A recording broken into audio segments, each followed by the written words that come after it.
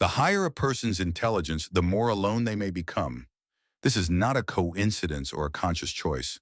Intelligent people distance themselves from social life, not out of shyness or arrogance. They simply see what is unavailable to most, as Carl Jung stated. This truth can be uncomfortable. As a person delves deeper into their reflections, it becomes increasingly difficult to participate in superficial conversations, social circles, and even relationships. Great minds in history such as Albert Einstein, Nikola Tesla, and Arthur Schopenhauer avoided active social lives. Does this mean a person is doomed to loneliness? Or is it possible these outstanding minds saw in solitude the key to personal and intellectual development? Society has always regarded solitude with suspicion. People who distance themselves from society are quickly labeled as strange, unsociable, or even problematic. But what if this view is mistaken? History shows many greater intellectuals perceive solitude not as a burden, but as a gift. While society strives to avoid isolation, some have realized that it can become fertile ground for intellectual and creative growth. Arthur Schopenhauer was one of the first to directly express the thought that solitude is inherent in outstanding minds. In his opinion, genius shuns the crowd because those whose thinking is more sophisticated than the average often find little in common with others. Refined minds prefer silence to superficial chatter. Many scientists in history attach great importance to moments of solitude. For him, silence was fertile ground for the emergence of innovative ideas. He even argued that the monotony and solitude of a calm life stimulate the creative mind. This did not mean he rejected human communication, but he understood the power of isolation for deep reflection. Another striking example is Nikola Tesla. Throughout his life, he avoided traditional relationships and distractions that could hinder his intellectual productivity. Tesla believed that constant social interactions drain energy and distract from what is truly important. Was his solitude a choice or a consequence of his mind being ahead of its time? Here arises a reflection. When a person withdraws to immerse themselves in their thoughts, solitude becomes a space for creativity and self-discovery. However, if isolation arises from a feeling of misunderstanding and inability to connect with others, it can turn into a wall. This prevents meaningful communication and limits development. Great geniuses have always found solitude beneficial. The line between genius and social alienation is thinner than it seems. If society rejects those who think differently, is isolation a choice or the only alternative for those who do not find harmony in the external world? The truth is that some people find pleasure in the company of friends, while others prefer the tranquility of a quiet space. Carl Jung was one of the first to deeply study this distinction. He studied the differences between introverts and extroverts. Extroverts draw energy from the external world. They enjoy constant discussions in a dynamic environment. They feel more invigorated when interacting with others.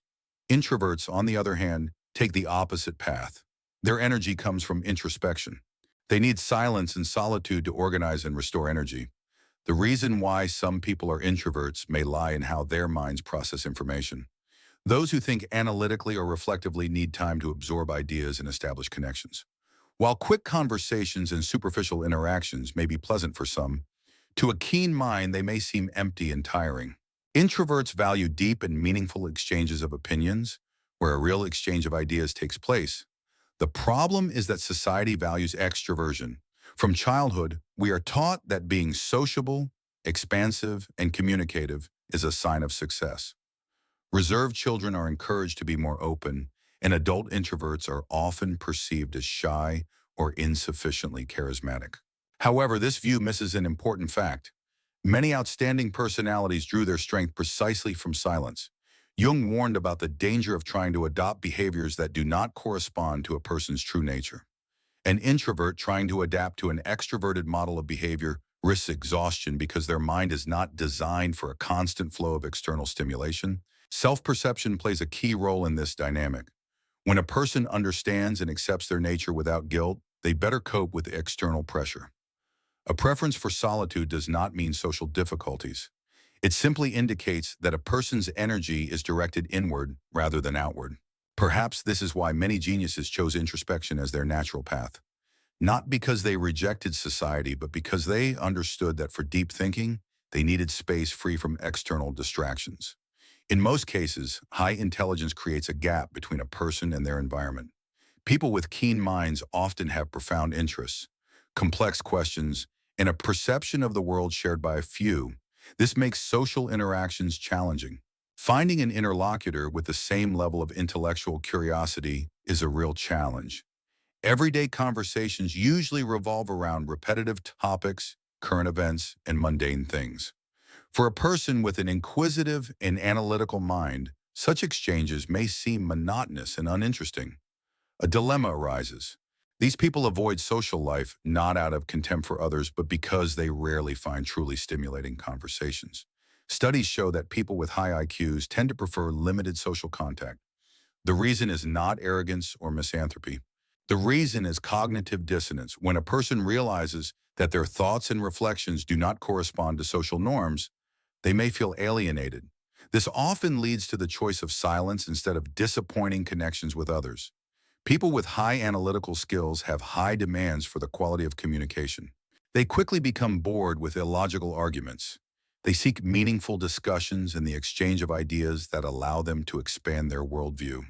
The price of genius often becomes loneliness, not because these people consciously isolate themselves, but because the world cannot always offer them the type of connection they seek. Thus, solitude becomes not just a social preference, but a necessity to prevent mental strain. Highly intellectual people usually possess increased sensitivity to their surroundings. Excessive noise, crowds, forced conversations, and frequent interactions can be extremely tiring. Such excessive stimulation does not just deplete their energy, but can cause real mental exhaustion. Their minds are in constant activity, analyzing information and identifying patterns. While many people can socialize without particular fatigue, those with a keener perception need periods of rest to organize thoughts and prevent emotional burnout. Carl Jung explored this connection between intelligence and sensitivity, arguing that the more aware a person becomes, the more intensely they experience emotions and the burdens of the surrounding world. Deep self-awareness makes one more susceptible to what is happening around. This phenomenon is especially noticeable in so-called highly sensitive people, a trait often found in intuitive and thoughtful personalities. These people do not just observe their surroundings, they absorb them. They grasp emotions, voice intonations, subtle expressions, and even energy fluctuations that most people do not notice. Such heightened perception can be a real advantage because it allows for a deeper understanding of others in the surrounding world. However, it can also become a source of constant overload. The minds of such people never switch off their emotional and sensory radar, which makes prolonged socializing, crowds, and superficial conversations particularly exhausting. In addition to the emotional impact, there is also a physiological effect. Studies show that highly sensitive people have more intense activation of the nervous system in response to ordinary stimuli. These stimuli include noise, bright light, or multiple interactions. While most people cope with these factors without difficulty, many experience constant pressure, forcing them to participate in interactions that do not correspond to their natural way of life. When such people try to distance themselves to conserve energy, they are often perceived as cold, aloof, or indifferent. This social judgment creates a constant internal conflict to conform to expectations or honor their need for solitude. Over time, this incompatibility becomes unbearable. Emotional exhaustion from excessive communication leads to an almost inevitable result. Distancing, not due to a lack of interest in others, but because maintaining a constant social presence would mean sacrificing their mental well-being. That is why it is important to understand this mechanism. To avoid the trap of extreme isolation, highly sensitive people must learn to set healthy boundaries. They need to recognize moments when they need to seclude themselves for recovery and ensure that this distancing does not turn into a constant escape. Ultimately, respecting one's own nature is essential. There is nothing wrong with needing silence to organize thoughts. How can this need be combined with a society that imposes a hyper-connected mode? In a world where publicity is valued, quick communication and success are often measured by the number of connections, constant presence at events, and the ability to interact with anyone at any moment. Such a vision of social interaction does not suit everyone. For those with a deeper perception of life, the pressure to be always available can be overwhelming. The need to maintain superficial conversations and participate in forced communication can cause significant mental fatigue. There is a misconception that more withdrawn or introspective people need constant socializing to feel happy. The problem is that society elevates extroversion to an ideal. From childhood, children are encouraged to be sociable and communicative. In the workplace, those who speak more and promote themselves are often perceived as more competent, even if they do not possess greater knowledge. This model creates conflict for more introspective people. Attempts to conform to it can lead to severe emotional exhaustion to such an extent that some even seek professional help. Carl Jung also observed this phenomenon, noting that the pressure to imitate extroverted behaviors can lead to a loss of self-awareness and emotional fatigue. For example, Arthur Schopenhauer emphasized the importance of limiting social interaction. He argued that most social relationships are superficial, and only a few are capable of sustaining truly meaningful conversations. In his opinion, the search for self-knowledge requires periods of solitude because it is in silence that one can truly hear one's own thoughts without external influences. Being different from what is accepted in society does not mean being wrong. Everyone has their own way of interacting with the world, and there is nothing wrong with valuing solitude as long as it does not turn into extreme isolation. The real challenge may not be to conform to an imposed social model, but to learn to respect one's nature without guilt. Ultimately, do those who choose solitude really lose something, or are they simply protecting their energy in a world that demands much but does not always give something in return? To be alone can mean to be in peace. Chosen solitude is a space of freedom, a refuge where the mind can expand without external interference. Society often associates solitude with social isolation, but this view is mistaken. Those who allow themselves periods of seclusion do not necessarily reject the world. They simply create an environment conducive to self-reflection and personal growth. Silence provides a unique opportunity for reflection. Without external distractions, it becomes possible to observe one's thoughts with greater clarity, recognize one's emotions, and understand what is truly important. This process is fundamental for those who strive for inner growth. It allows them to explore their personality without the influence of others' expectations. Solitude acts as a catalyst for creativity, but it is in balance with human communication that ideas gain life and meaning. An excess of stimulation in social contacts leads to fragmented thoughts. In contrast, a mind receiving enough calm space can see the emergence of innovative concepts more clearly. But in the experience of solitude, there is an even deeper dimension: the freedom to be completely oneself without seeking the approval of others. Many spend their lives adapting to expectations that do not reflect their true identity. Learning to be true to oneself allows one to understand that true acceptance comes not from others but from oneself. This path corresponds to what Jung called individuation, the process that leads each person to the full realization of their unique personality. Distancing from worldly noise does not mean escaping from reality. It means creating space for free development without unnecessary influence. However, the freedom that solitude gives exists only when it is a choice. When it arises from fear or disappointment, it can become a prison rather than a springboard for development. That is why it is important to distinguish between loneliness and isolation. The former is a state of internal fullness, while the latter can be a reflection of suffering and disconnection from the world. The real secret lies in balance, in being able to value moments of self-reflection without completely breaking ties with others. Solitude should be used to strengthen the mind, understand emotions, and reassess goals without falling into the trap of excessive isolation. True freedom lies not in the number of people around us, but in the ability to be at peace with ourselves, whether in solitude or in company. Being alone can be a liberating experience, but it can also become a burden. Solitude can be a conscious choice or voluntary isolation arises when a person consciously decides to seclude themselves for reflection, study, creativity, or simply to organize their thoughts. This choice is dictated by a desire for self-knowledge and self-analysis. It is healthy solitude where a person feels comfortable in their own company. In contrast, harmful isolation arises when a person withdraws due to fear, misunderstanding, or rejection. Instead of being a refuge for development, such distancing becomes a barrier that hinders the establishment of meaningful connections. How can one determine if seclusion is beneficial or harmful? The answer lies in its impact on one's emotional and mental state. If solitude brings clarity, peace, and creative uplift, it is probably a healthy choice. But if it causes sadness, apathy, and emptiness, it may be time to reassess the situation. Another key factor is duration. Temporary distancing can be refreshing, but prolonged solitude without human contact can negatively affect mental health. The absence of meaningful connections can lead to emotional isolation, making it difficult to return to socializing. Therefore, a balance between solitude and social connections is necessary. It is important to respect one's need for seclusion without guilt and social pressure, but it is also important not to break all ties. Development occurs not only through self-analysis but also through communication with others. In the end, the real task is not to avoid solitude, but to use it wisely. Not every lonely person is necessarily intelligent, and not every intelligent person is necessarily lonely. However, there is a definite connection between deep thinking and solitude. An analytical mind needs space for development. Under constant exposure to stimuli and repetitive interactions, it risks being scattered.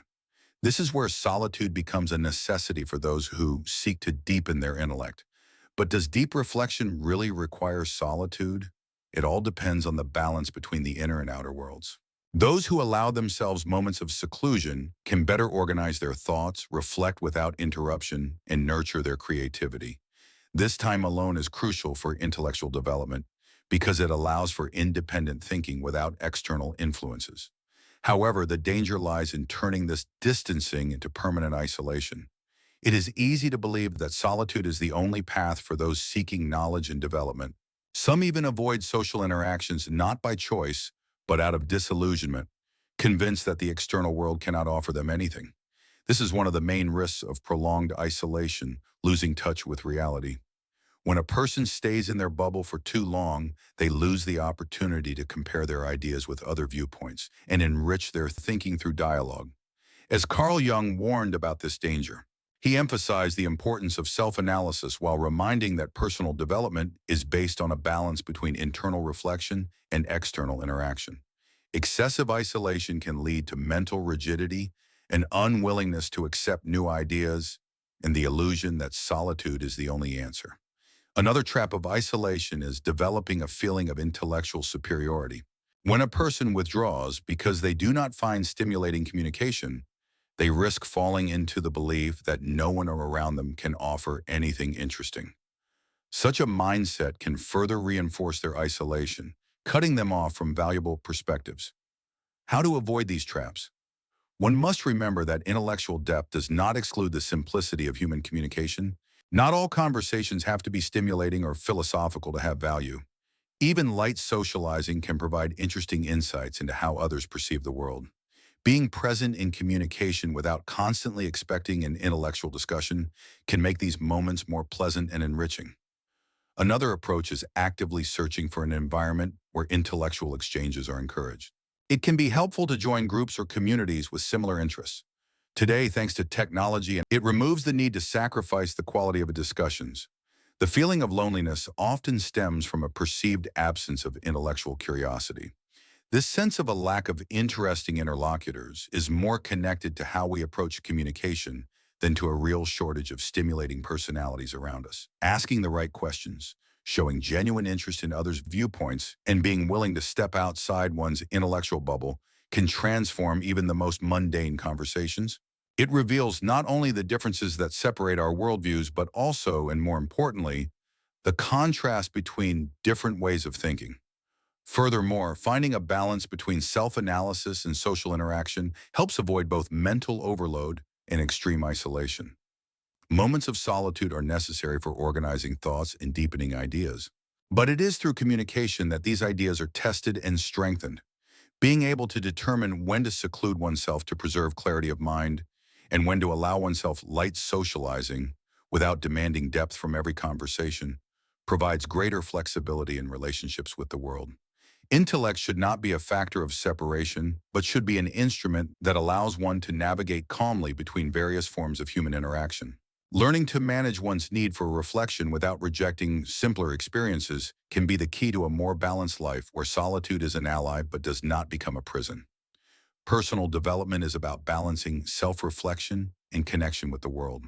Solitude may be necessary for developing critical thinking, but communication, challenges, and new experiences allow it to remain in motion and evolve.